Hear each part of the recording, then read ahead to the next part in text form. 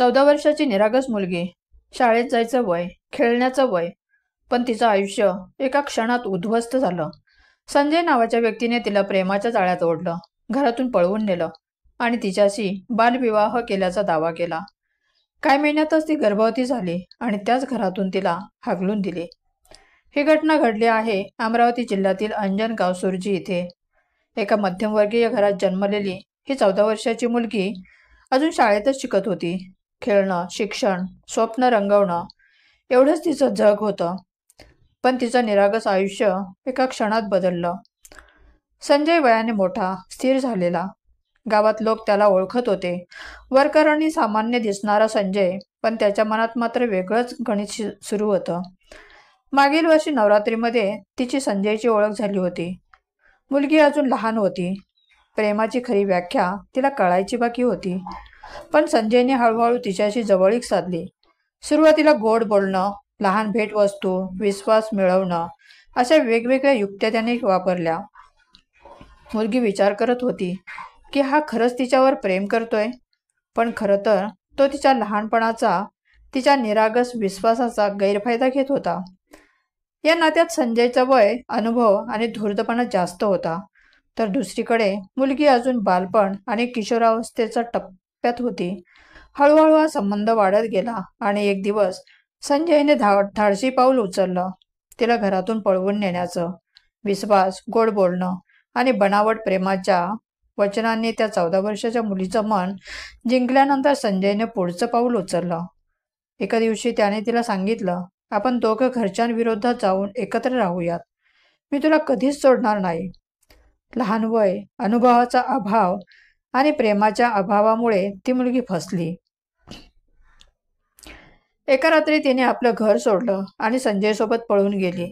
हे पळून जाणं म्हणजे फक्त तिच्या आयुष्याचं वळण नव्हतं, तर तिच्या आईवडिलांसाठी एक मोठा धक्का होता. गावात चर्चा सुरू झाली. मुलगी पळून गेली. कुणासोबत, कुठे गेली? सामाजिक प्रतिष्ठा डागाळली. आपली मुलगी संजय बरोबर पळून गेली ही बाब समजताच मुलीचे आई वडील संजयच्या घरी गेले.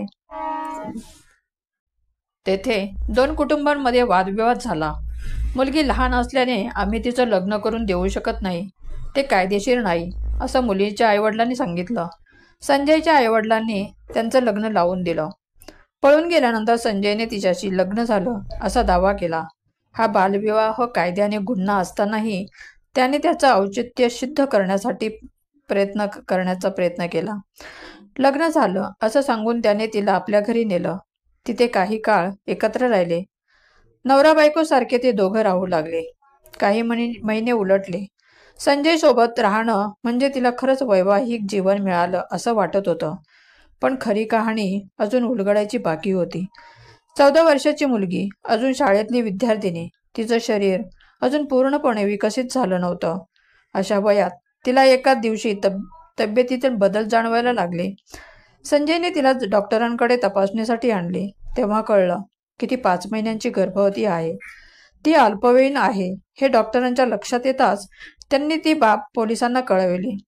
हा धक्का तिच्यासाठी तर प्रचंड होता, पण तिच्या आईवडिलांसाठी, कुटुंबासाठी आणि समाजासाठीही हादरवून टाकणारा होता. कायदा जाहीरपणे सांगतो 14 वर्षाच्या मुलीचं लग्न होऊच शकत नाही. ती प्रौढ नाही. पण इथे तर केवळ बालविवाह झाल्याचा दावा नव्हता, तर तिच्या पोटात आता एक निष्पाप जीवाची सुरुवात झाली होती. संजयच्या घरच्यांनी सुरुवातीला या मुलीला स्वीकारलं, पण गर्भवती असल्याचं कळताच परिस्थितीचं चित्र बदललं. आता ती मुलगी त्यांच्यासाठी ओझं बनली. गावात चर्चा, नातेवाईकांमध्ये कुजबूज आणि समाजाकडून टाकलेला प्रश्न. या सगळ्यात संजय आणि त्याच्या कुटुंबियांनी एक भयानक निर्णय घेतला. गर्भवती अवस्थेत असलेल्या त्या निरागस मुलीला तू तुझ्या घरी निघून जा. त्यांनी तिची कुठलीही जबाबदारी स्वीकारली नाही. आरोपी संजयच्या वडिलांनी तिला माहेरी आणून सोडलं. रडत रडत आणि पोटातील बाळासह ती पुन्हा आपल्या माहेरी आली. आई वडिलांना जेव्हा हकीकत ऐकली तेव्हा त्यांनी लगेच पोलिसांकडे धाव घेतली. आता या मुलीला न्याय मिळेल का आणि त्या कुटुंबाला कोणती शिक्षा मिळायला हवी? आपलं मत नक्की कमेंटमध्ये सांगा. या घटनेबद्दल तुम्हाला काय वाटतं? तुमच्या प्रतिक्रिया खाली कमेंटमध्ये द्यायला विसरू नका. व्हिडिओ आवडल्यास लाईक करा. चॅनलवर नवीन असाल तर सबस्क्राईब करायला विसरू नका. धन्यवाद.